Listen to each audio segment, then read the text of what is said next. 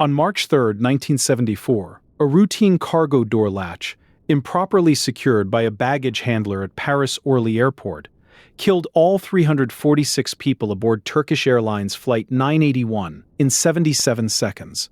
This was a DC-10 whose aft cargo door blew out at 11,500 feet, severing every hydraulic line and control cable beneath the passenger cabin floor.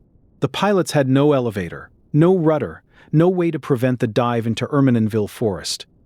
This is Wings and Wrecks: how machines fail, and what saves the people inside them. The door was not exotic technology. It was a hinged panel held shut by manual latch pins, a mechanism you could operate with your bare hands on the tarmac. But the DC-10's cargo door opened outward, fighting cabin pressure, and its locking linkage could be forced into the closed position, even when the latch pins had not fully engaged over their spools. The door could appear secure while remaining structurally unlatched. At altitude, cabin pressure would do the rest.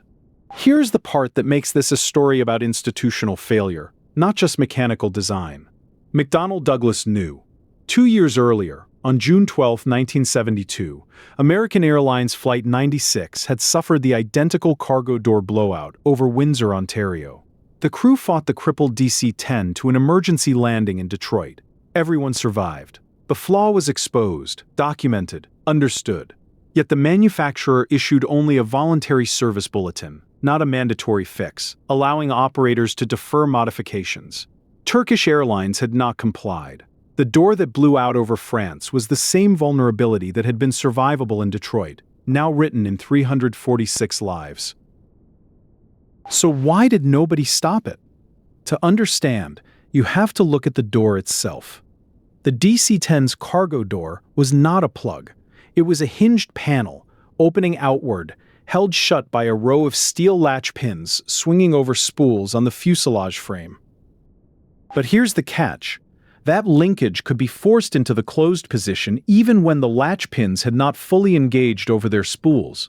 The handle would stow, the warning lights would stay dark, and the door would look secure, while holding on by nothing but friction. Now compare that to a plug-type door, like the ones on the 747. A plug door opens inward first. Cabin pressure pushes it against the frame, sealing it tighter the higher you climb. Physics holds it shut. The DC-10's door fought physics, and physics won. Why did the fix never arrive? The order came 3 days after the aircraft touched down in Detroit, but it was a service bulletin, not a mandate.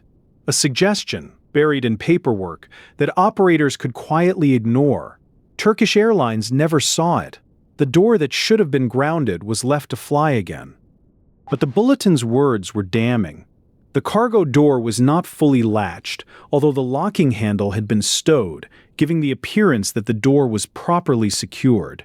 2 years before Paris, the NTSB had spelled out the exact failure. In writing, for the record, the knowledge was there, the will to enforce it was not. Why did nobody stop it? The answer lies in a single piece of paper. After Flight 96, McDonnell Douglas issued a service bulletin, a suggestion, not a command. Operators could read it, nod, and file it away. Turkish Airlines did exactly that. The fix that could have saved 346 lives was never mandatory.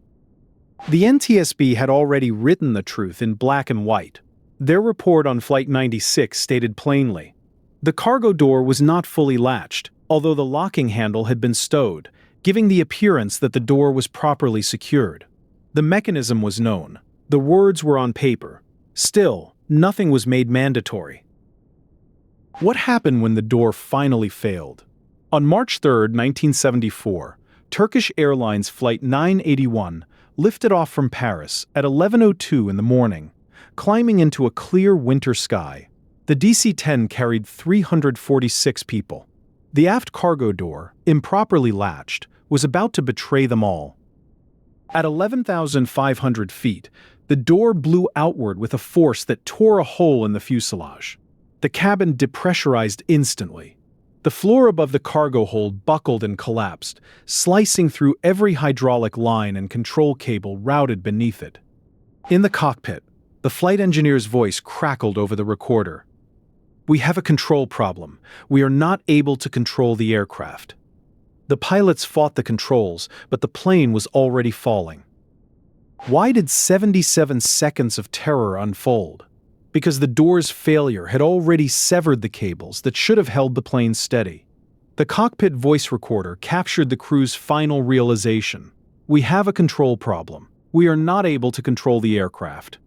The aircraft pitched up, stalled, and fell from 12,000 feet. In 77 seconds, it struck the forest floor of Ermenonville. All 346 people aboard died instantly. The wreckage scattered across the trees, a testament to the violence of the impact. The wreckage became the industry's reckoning. Investigators found the severed control cables, the collapsed floor, the door lying in a field. The evidence was undeniable. A single latch failure had taken 346 lives. The world demanded answers. Why did one failure doom the plane? The floor above the cargo hold was never meant to hold against a sudden vacuum. It buckled, and beneath it lay every cable that steered the plane. One failure, one point of no return. Modern jets route their controls where a single failure cannot reach them all. Redundancy is the lesson bought with 346 lives. A floor that holds, cables that survive, a door that physics keeps shut. So why does a modern jet's cargo door refuse to betray its passengers? The answer is a matter of physics. A plug-type door opens inward first, so the cabin's own pressure presses it against its frame, sealing it tighter with every foot of altitude. No latch, no linkage, no false security. Just the weight of the sky holding the door shut. But even a plug door can fail, as United Airlines Flight 811 proved in 1989, when its forward cargo door blew open at 22,000 feet. 9 passengers were swept into the night. Yet the 747 landed safely in Honolulu. Redundancy held. The control cables survived, the floor held, and the plane came home. That is the lesson of 346 lives. Build so that even a door's failure cannot bring the whole sky down. So the FAA moved, finally, with the force of law. Every DC-10 was grounded until its cargo door could not lie. Vent doors were added that would hold the latch open if the pins had not truly engaged. Control cables were rerouted so no single failure could sever them all. The fix was mandatory. 346 lives had already paid for the lesson. Consider the math of those 77 seconds. From the moment the door tore open at 11,500 feet, the DC-10 pitched up violently as the severed cables released the elevators.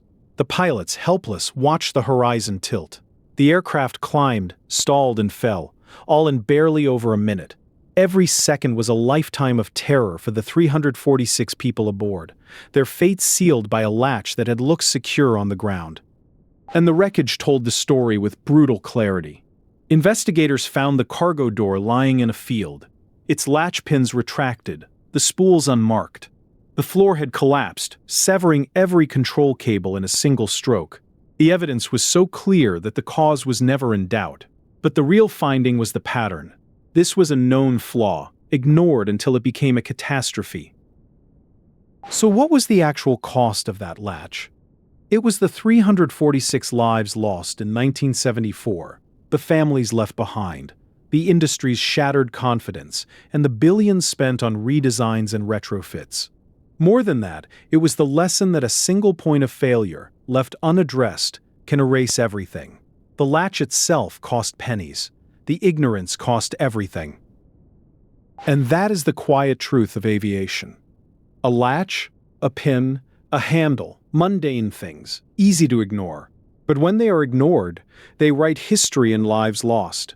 The industry has never forgotten. Neither should we. If you want to know why machines break and how crews fight back, subscribe. Next up, our next video.